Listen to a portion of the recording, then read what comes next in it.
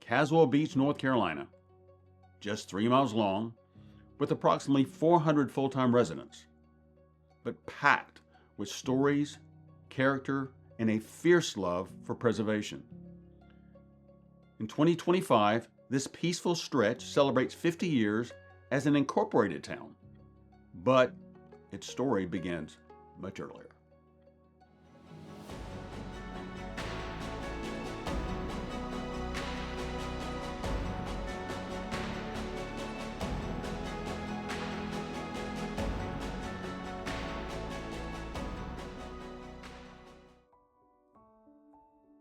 The fort at the east end of the island was completed in 1826 and was named after Richard Caswell, the first and fifth governor of North Carolina.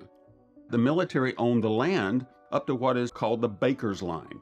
This is from the fort up to what is now 79th Street in Oak Island and was later the dividing line between what was to become the towns of Long Beach and Yaupon Beach.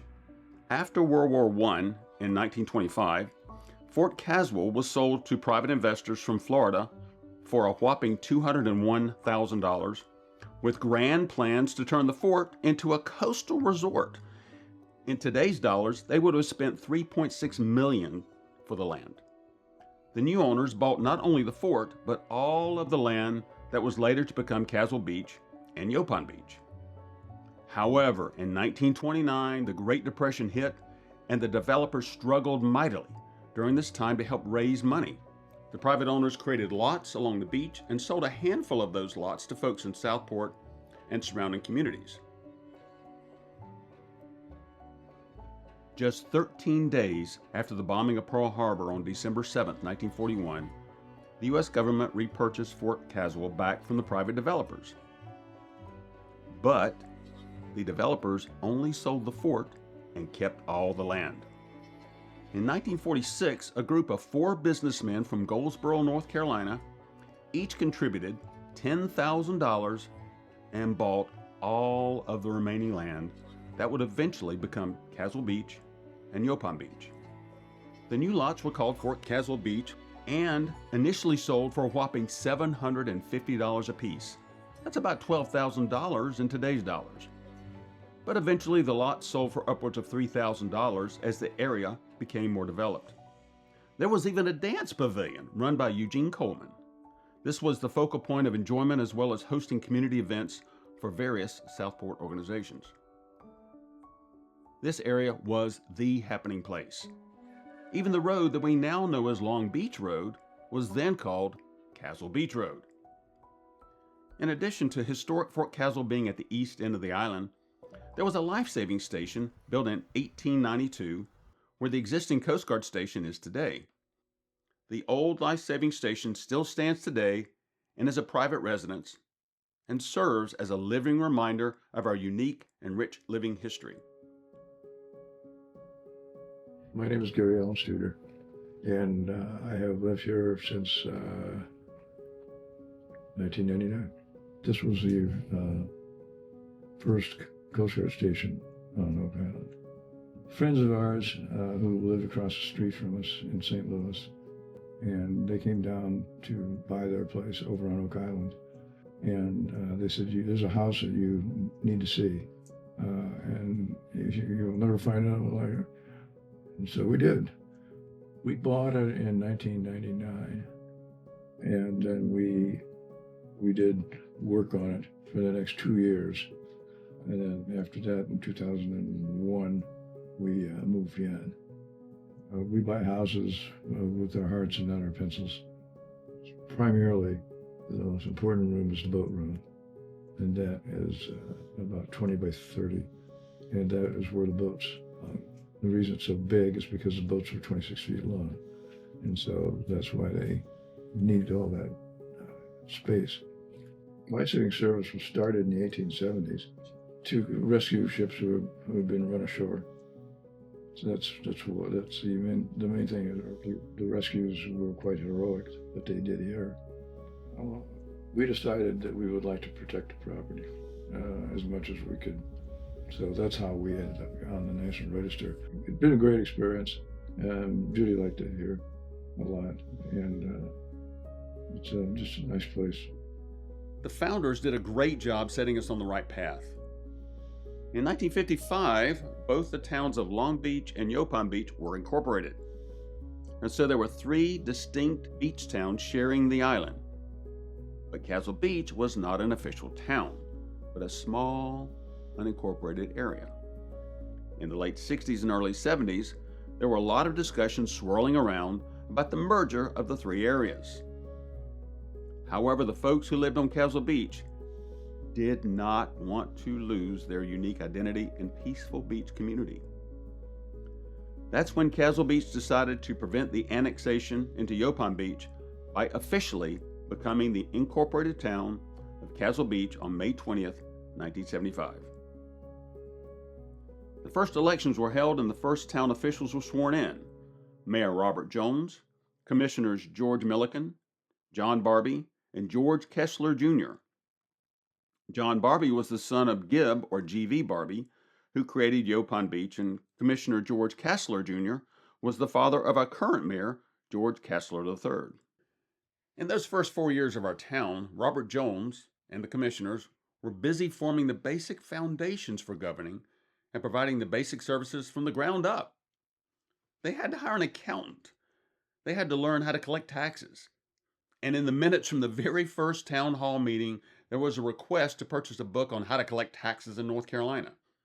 They had to hire a police officer. And the first car they purchased for that police officer was a Ford Pinto. They had to hire a garbage service because up to that time, everyone received their garbage service from the county. The first garbage service was just a guy with a pickup truck. He charged the town $1,350 a year to pick up the garbage. And all the town hall meetings were conducted at the Oak Island Clubhouse. The founders did a great job setting us on the right path. And our second mayor, Jack Cook, who was elected in 1979, continued and built on that trend. Jack was the longest serving mayor from 1979 to 1995.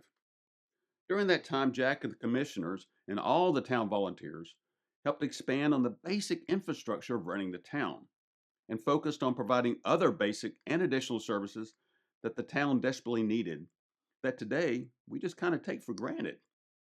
Running the town was, I'm going to say by accident. Wanted to know more about the town, and I started attending the town meetings really right after as soon as we got here. The big thing that bothered me was there was not being, in my opinion, a lot being accomplished of things that, okay, what are we doing about this or what are we doing about that? And my question was at that time, was the island was getting cable television. Went to one of the meetings and I asked them about, when would the town be getting cable television? According to Vision Cable, which was a cable company, you had to have a certain number of subscribers per mile before they would run the wires. I had a friend that was on the board of directors for Brunswick Electric, and that's where the cables was going to be run. Well, I talked to my friend with Brunswick Electric, and he says, let's see what I can do. And they wrote the work order, I guess you would say, that said all of Oak Island, including Caswell Beach, specifically mentioned Caswell Beach. I said, wow. He called me and he said, Jack, the cable lines are run. The only thing the town has to do is sign a franchise agreement. I went to one of them in the next meeting and I asked him about it, and the same commissioner wheeled around in that chair and told me, I told you that we could not get cable because we didn't meet the requirements. I let him go on, and then I said, I believe if you'll take the time to look out the window at the utility pole, you'll see that we have the lines run. The only thing that now that's holding it up is you signing the franchise agreement. So from that time on, I said, Well, obviously, they're not that aware of the needs of the citizens. Kept attending the meetings until it was time to sign up for the new election, and I said, okay, why not? It was a landslide. I got 3 votes more than Robert Jones, who was the mayor at the time, 15 to 18. The first thing that I did becoming mayor was we didn't have house numbers. We had rural route post office box. So if you had a fire or needed emergency, health emergency, anything like that, how do you tell somebody where you live? We sat there and we numbered them, and still in use today. When we first came here and when the town was formed, water came from the Baptist Assembly. It wasn't all that you needed, it's all that you could get. There was an elevated water tank for pressure at least once a day. They turned off the water going to the homes to refill their elevated tank, so that if you wanted to see the water turned off, you got in the shower, and I guarantee the water would be off. Decided that we would try to get some water. We started putting in the water system. I think Brunswick Electric was looking for a place small enough that they could do undergrounding for like the whole town. Caswell Beach, being the size that it was at that time, was really an ideal situation. It is the first coastal town in North Carolina to have buried lines. There has not been any power lost due to something that happened in Caswell Beach.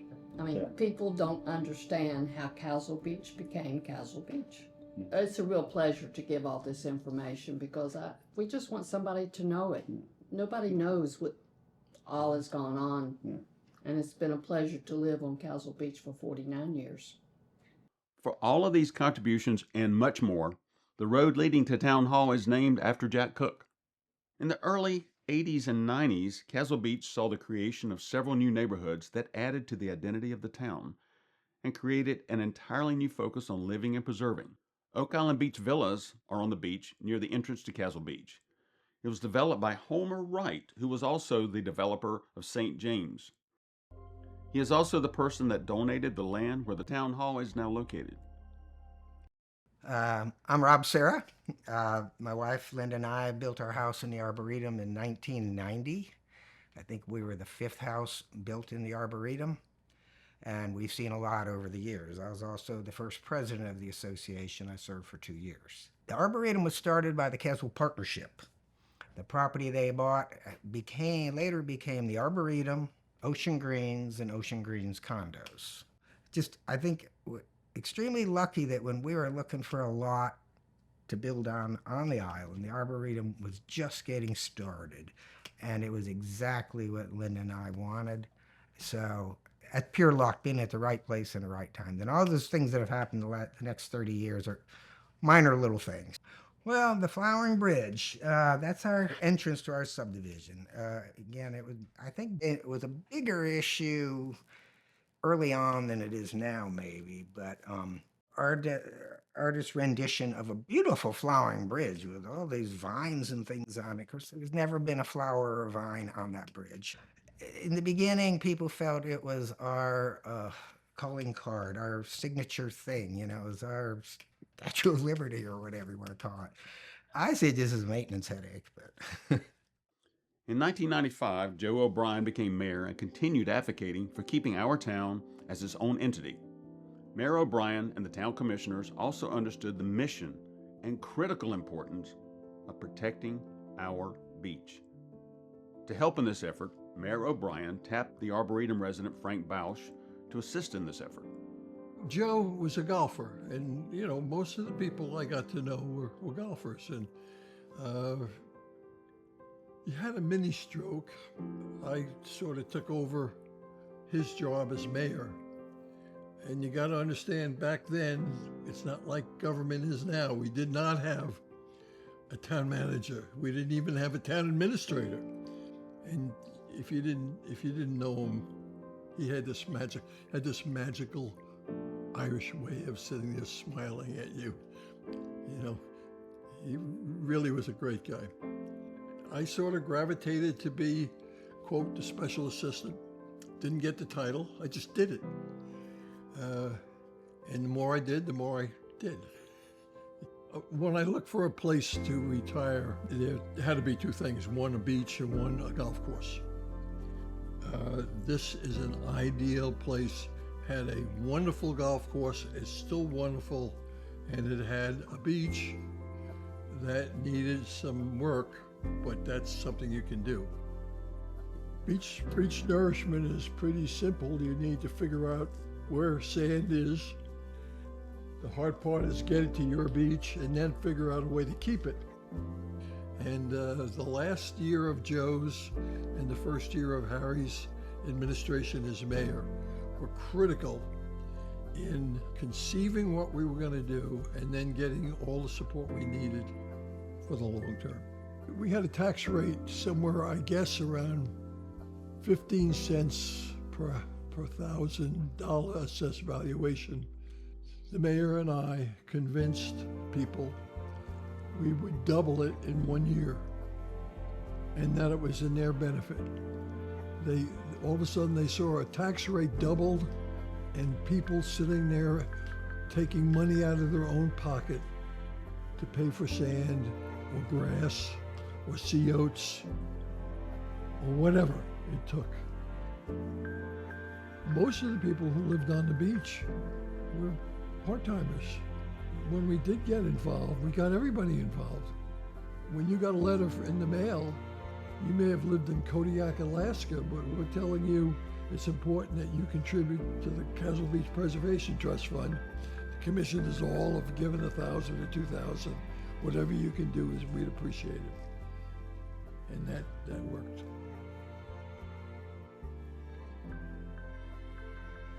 In the year 2000, Harry Simmons was elected as mayor after having negotiated the sand replenishment from the Army Corps of Engineers as part of the Wilmington Harbor dredging project that clears the Cape Fear River channel to keep shipping lanes open.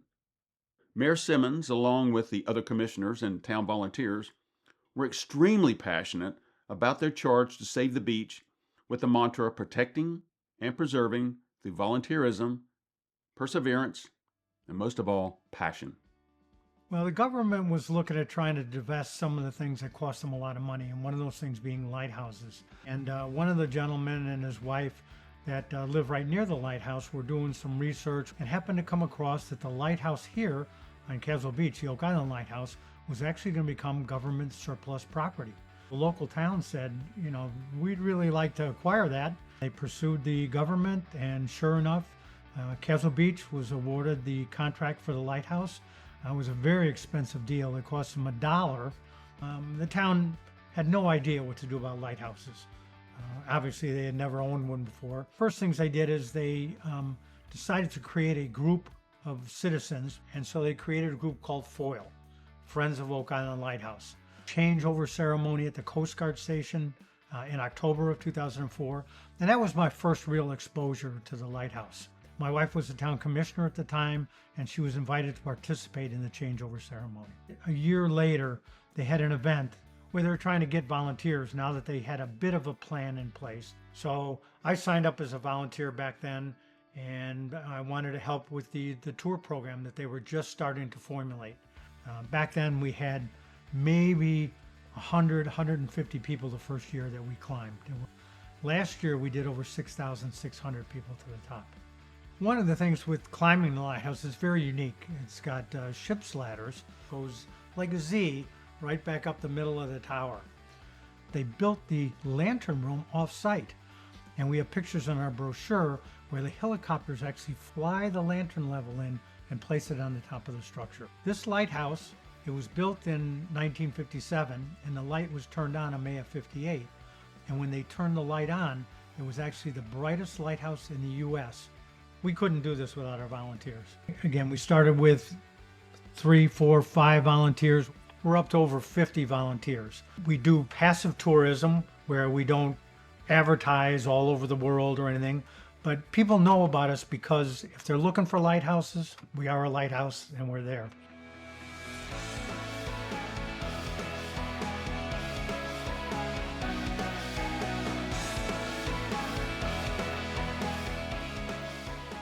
Now let's turn to something that is not quite as majestic as a lighthouse, but nonetheless plays a critical role in the quality of life for everyone here in Caswell Beach: the sewer system, and the importance of how it actually changed our town in 2010.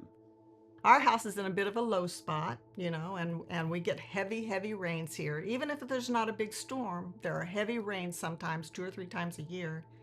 Well, if you're on a septic system and your drain field is flooded, there's nowhere for that water to go when you flush it down the commode. So we had to be very careful in our use of water while we were on that septic system. No laundry, no showers, washing dishes. Sometimes I did it in a tub and I took the back door and threw it out the back, over the back deck. Just very cautious about the use of water. So finally, about 2010, I think maybe, we got that sewer line put in there. You could not have known a happier person than I was. And now I do my laundry on a rainy day just because I can. Deborah Ehlers, who had been a longtime volunteer and commissioner, was an excellent leader and visionary. She was elected mayor in 2015, but her superpowers were her ability to search out, apply for, and receive grant funding on behalf of the town over her time as a member of town council and mayor. Thanks to her efforts, tens of millions of dollars in grants were secured on behalf of our town. And you know that sewer project that was mentioned earlier? Over 90% of that $7 million project was paid for through grants that Deborah was able to secure. After making such a significant and long-term impact on the well-being of our town, Deborah succumbed to a long illness and left us in 2024. The town honored Deborah and her contributions by naming the Emergency Services Building after her to keep her in our memory.